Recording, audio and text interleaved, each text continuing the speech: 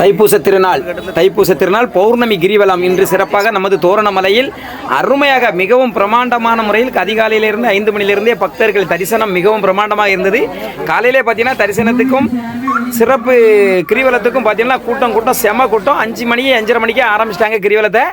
எண்ணற்ற மக்கள், பல்லாயிரக்கணக்கான பல லட்சக்கணக்கான மக்கள் வந்து கிரிவல பாதையை அருமையாக, அதாவது மேற்கு தொடர்ச்சி மலை அடிவாரத்தில் இருக்கும் இந்த தோரணமலையை சுற்றி இருக்கும் மூலிகை பொருட்கள் தவழ்ந்து வர, மூலிகை செடிகள் தகர்ந்து அந்த வாசனையில் தவழ்ந்து வந்து அந்த இதமான தென்றல் காற்றில் இதமான குளிரில் இந்த கிரிவலமானது மிகவும் பிரமாண்டமாக, இந்த தைப்பூசம் பௌர்ணமி கிரிவலமானது மிகவும் பிரமாண்டமாக இருந்தது.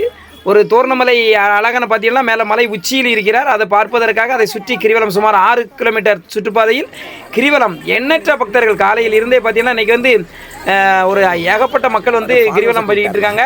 இந்த கிரிவலத்தில் பலன் கண்டு ஒவ்வொரு மாதமும் தமிழ் மாதம் பௌர்ணமி அன்று கிரிவலம் நடைபெறுகிறது. அனைவரும் வருக, தோரணமலை அம்மன் அருள் பெருக. பாருங்க ரொம்ப மிகவும் பிரமாண்டமாக போய்கிட்டு இருக்கு. கோவிலின் அருகினில் கூடிய கூட்டங்கள் கலையா கடல் அலையா இதை பார்த்தீங்கன்னா ஒரே தலைகள் மனிதர்கள் தலையை அவ்வளோ ஒரு சரியான கூட்டம் மிகவும் பிரமாண்ட முறையில் அண்ணாநகர் நடைபெற்று கொண்டிருக்கிறது. தைப்பூசம் 3 மணி வரைக்கும் இருக்கு. அதனால 3 மணி வரைக்குமே கிரிவலம் போகலாமா, நல்லா இருக்கு. வந்து இந்த கிரிவலத்தை கலந்து கொண்டு செல்லுமாறு அன்புடன் அழைக்கின்றோம். பாருங்கள்.